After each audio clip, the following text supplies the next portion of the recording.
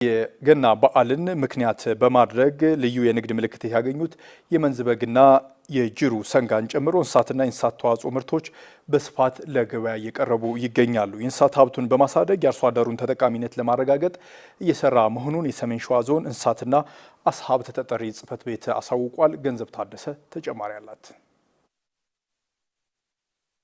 የሰሜን ሸዋ ዞን በእንስሳት ሀብት ልማቱ ትልቅ ጸጋ ያለው አካባቢ እንደሆነ ይነገራል። ከዚህም ልዩ የንግድ ምልክት ያገኙ የመንዝ በግና የጅሩ ሰንጋ ተጠቃሾች ናቸው። የጅሩ ሰንጋን ለገና በዓል ገበያ ያቀረቡ የሞረትና ጅሩ ወረዳ አርሶ አደር የጅሩ ሰንጋዎችን አድልበው ለገበያ እንዳቀረቡም ያስረዳሉ። ከክ እያስከካን የጤፍ ቡንኝ እየቀቀልን ንፍሮ እያበላን ማደሪያቸው ሲሚንቶ ነው እየተጠረገ በደንብ እየተንከባከብን ይታከማሉ። ኪኒን ይውጣሉ። ገለባ ይታሻል፣ ክክ ይነሰነሳል፣ ይፈጫል። ደግሞ ዱቄት እሱን እያደረግን ነው የምንቀልበው።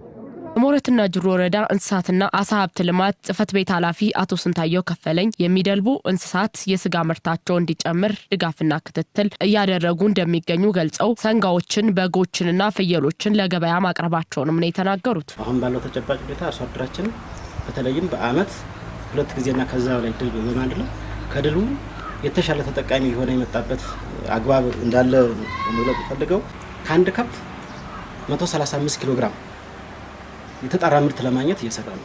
በግ ላይ 16 ኪሎ ግራም፣ ፍየል ላይ 15 ኪሎ ግራም ይህን የምርት ጭማሪ ለማምጣት እየሰራን ያለንበት ሁኔታ እንዳለ ይህን ይዘን ጠቅላላ በዳልጋ ከብት በበግና በፍየል 94410 የእቅዳችን ነው ለ65% አካባቢ ፈጽመን ለድል ያቀረብንበት ሁኔታ እንዳለ ለመግለጽ ነው።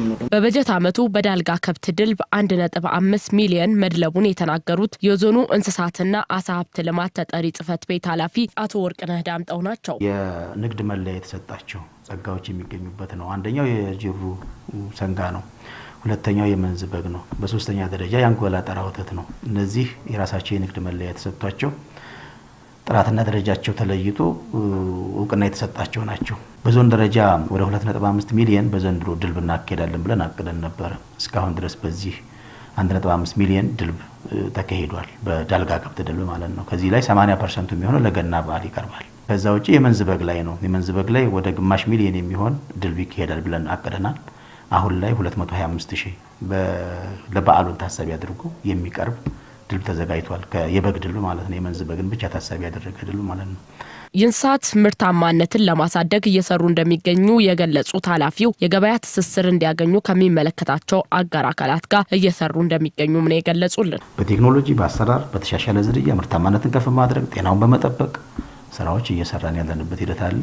የድልብ ስራውን እንዲያከናውን ኢኮኖሚካል ተጠቃሚ እንዲሆን ግንዛቤ መፍጠር በዛው ልክ አርሶ አደሩ እንስሳውን በሚያረባበት ሰዓት ደግሞ ጤንነቱ የተጠበቀ እንዲሆን እናደርጋለን። ይሄን ካደረግን በኋላ የተገኙትን ጥቅል ጸጋዎቹን በአካባቢው ማህበራዊ ሚዲያ ጭምር የማስተዋወቅ ከዛ ደግሞ የገበያ ትስስር ከማህበራት ጋር አቅርቦት እንዲኖር ከንግድ ጽሕፈት ቤት ጋር በጋራ እየሰራን ያለንበት ሂደት ነው ያለው።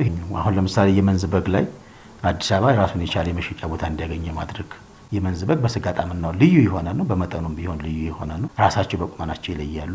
ይሄን ታሳቢ አድርጎ የአዲስ አበባ ገበያ ላይ እንዲቀርብ እየተደረገ ነው ያለው።